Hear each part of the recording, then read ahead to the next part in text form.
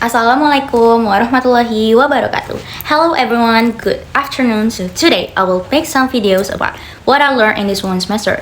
In this video I will talk about my last assignment in this semester, and that was about first is past perfect tense, second is about future perfect tense, and the third one is poem, and the last one or four is about short story. So before I start the video, let me introduce myself. My name is Indriani Putri, number 13, and I came from 11-5. And happy watching! First is past perfect tense. And what is past perfect tense? The definition of past perfect tense is an action that already completed before in another action in the past. And what is the formula of past perfect tense? The formula is the first is subject, and then the second is using had, and the third one and the last one that is using past participle or verb 3. And yeah, I will tell you guys what is about example of past perfect tense. Example of past perfect tense. First, positive. I had eaten before I went to school. And the second one is a negative. I had not eaten before I went to school. And the last one is interrogative. Had I eaten before I went to school? Okay, that is past perfect tense. And next is future perfect tense.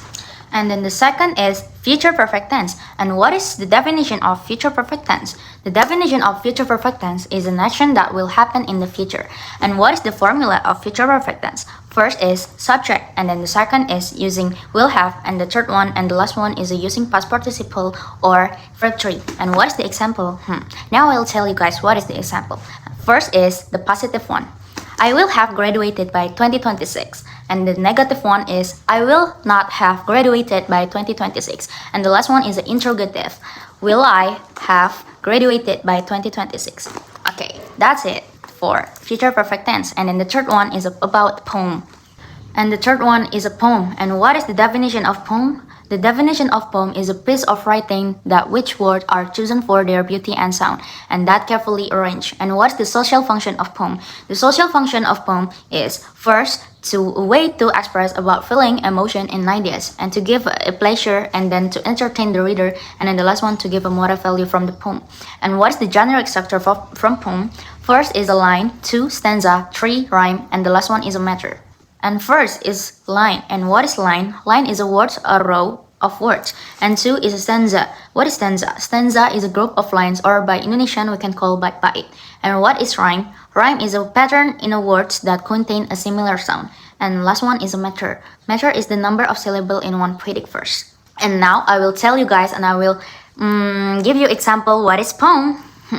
Here, what my poem. And today I will tell you guys my poem is I have a 4 lines and 1 stanza. And now I will tell you guys what the title from my poem. The title from my poem is about teacher. Now I will read you guys. Teacher, you help us learn each day. You guide us with your soft, gentle hand.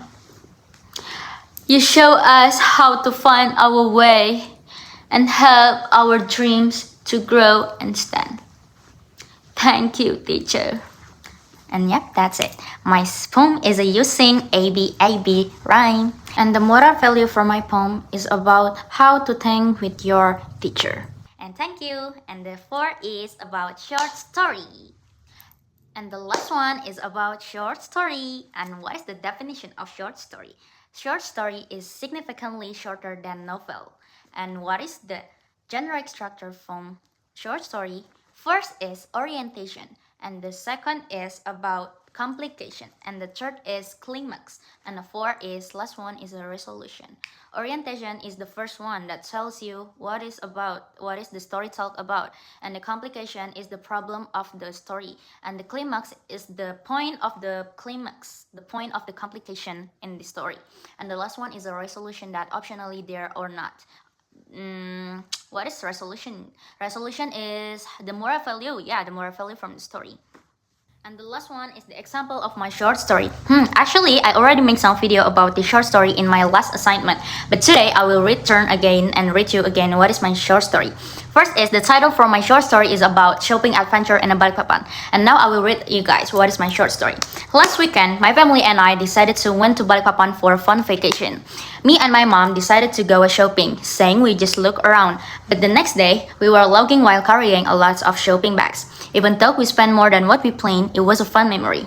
And then the next day, Me and my family goes to have fun at the Lamaru beach. But the funny things is actually started when my mom and I found a big sale at the mall until we almost needed another suitcase. And now I realize that enjoying time with family is a more important thing than the things that we buy. And what is the moral value from my short story? The moral value from my short story is how to enjoying time with your family and do not spend your money too much. Okay guys, so that was my short story and explain about my short story. Okay guys, so that was all from my video and what I learned in this one semester, and have 4 topics. And the first one is a past perfect tense, second is about future perfect tense, and the third is poem, and the last one that was short story. So I will finish my assignment in this one semester by say thank you by Mr. Kahvi. I'm so glad to having teacher like you. And yeah, I'm sorry if I got it wrong with my words or my action. Wassalamualaikum warahmatullahi wabarakatuh.